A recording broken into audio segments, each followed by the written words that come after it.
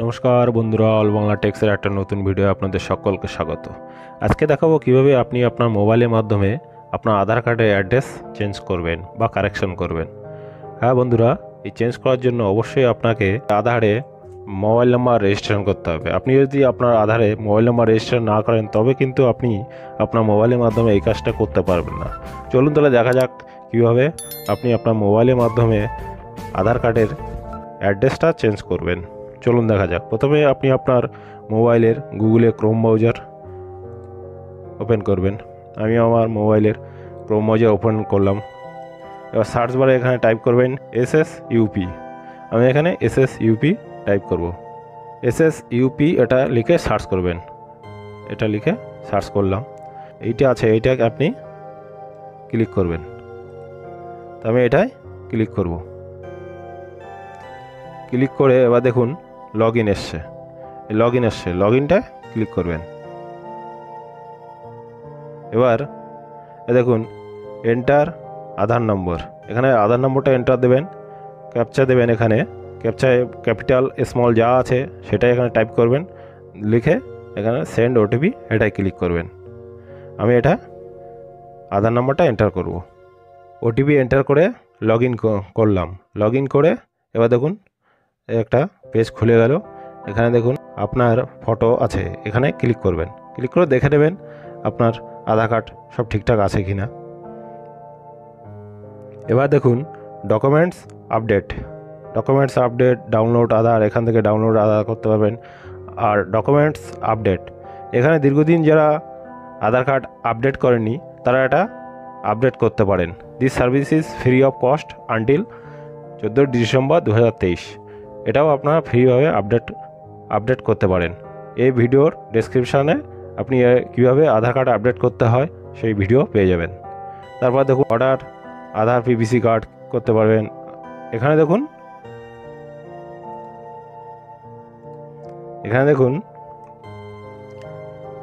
Address update, এখানে click করে অ্যাড্রেসটা আমি আপডেট করব। এবার এখানে দেখুন আপডেট আধার অনলাইন, এখানে ক্লিক করব। এখানে আমি ক্লিক করব, নিচে যাব। এবার দেখুন এখানে প্রসিড টু আপডেট আধার, এখানে ক্লিক করব। এখানে আমি ক্লিক করব। এবার দেখুন select Aadhaar field to update, আপনি কি কি আপডেট করতে পারবেন। নাম আপডেট করতে পারবেন 2 বার, ডেট অফ বার্থ আপডেট করতে পারবেন 1 বার, জেন্ডার 1 বার আপডেট করতে পারবেন। অ্যাড্রেসের কোনো লিমিট নেই। এখানে আমি অ্যাড্রেস এটা ক্লিক করব। তারপর প্রসিড টু আপডেট আধার, এটাই ক্লিক করব। এবার দেখুন যেটা আপনার আধার কার্ডে ছিল সেটাই দেখাবে। প্রথম ইংলিশ, তারপর বাংলা এটা দেখিয়েছে, লোকাল ল্যাঙ্গুয়েজটা দেখাবে। তারপর এখানে ডিটেলস টু বি আপডেট, এখানে আমি কেয়ার অফ দেবো। কেয়ার অফ বাবার নাম, মার নাম যে যা দিতে পারেন, এখানে আমি বাবার নামটাই দেবো। এখানে আপনি আপনার এরিয়া দেবেন, স্ট্রিট নাম্বার দেবেন, ল্যান্ডমার্ক দেবেন, পিনকোড দেবেন, স্টেট দেবেন, এগুলো সব ফিল আপ করবেন। ফিল আপ করে এখানে ম্যানুয়াল আপডেট, এটাই আপনি যে ডকুমেন্টস আপনি দিতে চান এখানে ক্লিক করবেন। ক্লিক করে দেখুন অনেক ডকুমেন্টস এখানে আপলোড করতে বলছে। এর ভিতরে যে কোনো একটা আপলোড করবেন। যে অ্যাড্রেসটা আপনি এখানে দেবেন সেই অ্যাড্রেসে যে কোনো একটা ডকুমেন্টস আপনি এখানে সাবমিট করবেন। আমি যেহেতু ভোটার কার্ডের মাধ্যমে অ্যাড্রেসটা চেঞ্জ করব, সেহেতু আমি ভোটার কার্ডটা এখানে সিলেক্ট করব। করার পরে এখানে দেখুন ভিউ ডিটেলস আপলোড ডকুমেন্টস, এখানে ভোটার কার্ডটা আপলোড করব। এখানে আপলোড হয়ে গেল। সব কিছু আপলোড করার পরে নেক্সট। এবার এখানে দেখে নেবেন সব কিছু ঠিকঠাক আছে কি না। যদি কিছু আবার কারেকশন করতে হয় তখন এই এডিট আপডেট অ্যাড্রেস এটাই ক্লিক করে আপনি আবার এডিট করতে পারবেন। যেহেতু আমার এখানে সব ঠিকঠাক আছে সেহেতু আমি আর এখানে এডিট আপডেট অ্যাড্রেস এটাই ক্লিক করব না। তারপর আমাকে কী করতে হবে, অ্যালাউ UDI এই দুটো চেকবক্স, এই দুটো টিক দিয়ে দিতে হবে। টিক দেওয়ার পরে নেক্সট ক্লিক করব।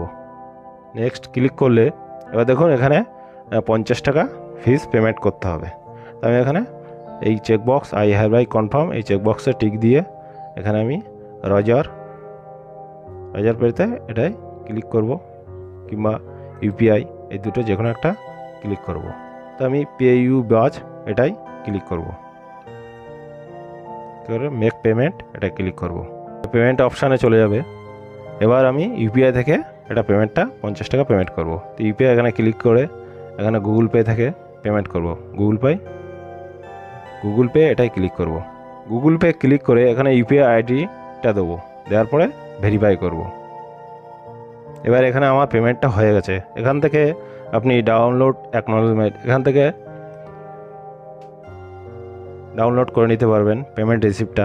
এভাবে আপনি আপনার মোবাইলের মাধ্যমে আধার কার্ড কালেকশন করতে পারেন। তবে এর জন্য কিন্তু আপনাকে আধারে মোবাইল নাম্বার রেজিস্ট্রেশন করতে হবে। যে আধার কার্ডে মোবাইল নাম্বার রেজিস্ট্রেশন নেই সেই আধার কার্ড আপনি মোবাইলের মাধ্যমে বাড়িতে বসে কালেকশন করতে পারবেন না। যে কোনো আধার কার্ডের অনলাইন কালেকশান মোবাইলের মাধ্যমে করতে গেলে আধার কার্ডে অবশ্যই মোবাইল নাম্বার রেজিস্ট্রেশন করতে হবে। আর এটাই ছিল বলার। আর যদি ভালো লাগে তাহলে চ্যানেলটা লাইক আর সাবস্ক্রাইব করতে ভুলবেন না।